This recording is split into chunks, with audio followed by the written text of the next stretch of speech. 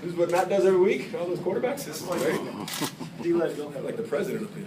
Yeah, Tony, could you talk about the finality of it being your last game, 270th regular season game? It was great.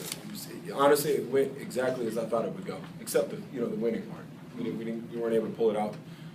But as far as the pregame, during the game, I'm so flattered and so thankful that I've been able to be a part of this organization for the last 5 years, and obviously the 12 years before that in Kansas City. My career, it's turned out to be something more than I ever thought and more than I ever dreamed. And it's been an unbelievable ride. It's amazing. And I'm still looking back and saying, I can't believe this happened to me, honestly. And like I told you guys before, when I first got in the league, looking ahead, it's humbling. It's humbling. And I'm just so lucky to be surrounded by such good people. The teammates that I've had, guys like Tony Richardson, Jason Dunn, Trent Green, I mean, the list goes on. The coaches, Coach Vermeil, Coach Schottenheimer, when I first came in, and they ended with these guys, Roddy, Matt, and Coach Smitty, and Thomas Dimitroff bringing me over here. I look back and I say to myself, what did I do to deserve this? And somebody pinched me, because it's been a blast, and it's like a dream, and I'm thankful for it. Tony, what was the having so many family members and friends in the field before the game, then you have the halftime ceremony, and you're still playing a football game, the last one. What was that experience like? It was great. It's just about snapping in and snapping out, and trying to control those emotions, because they were running through me today. Everything. Felt like crying at times, and then obviously then the game comes up. You're all intense, trying to go out there and do what I've been doing for the last 17 years. But to having them on the sideline, that's who I've been playing for. They're a big piece of my puzzle. My family, these people have been with me since the beginning, and I wouldn't be standing here if it wasn't for them.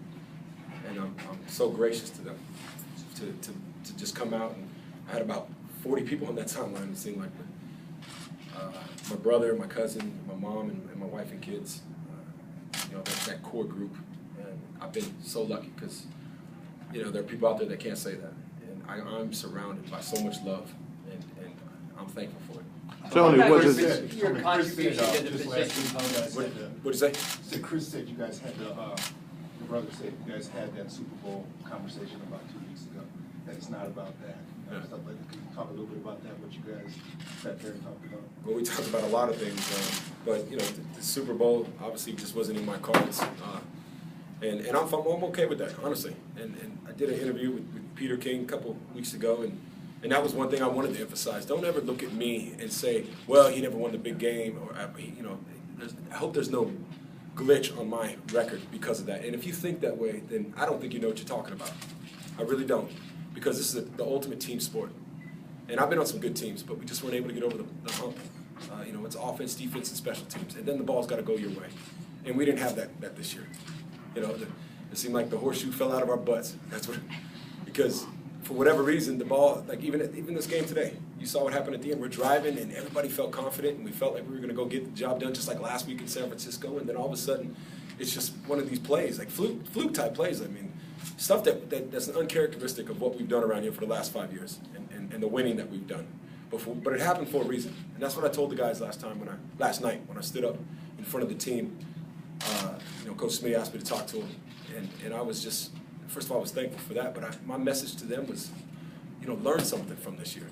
There's a lot of growing you can have when you're in adversity, when you're in a losing situation.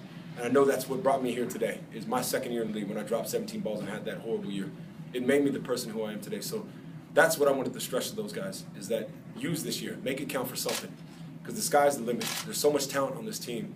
And looking forward, if they figure it out and they learn how to work the right way, which I think they will, because the core group of guys do that. Guys like Matt, guys like Julio, guys like a couple of the defensive players. It's a big deal. It's a big deal, and it's going to make this organization great.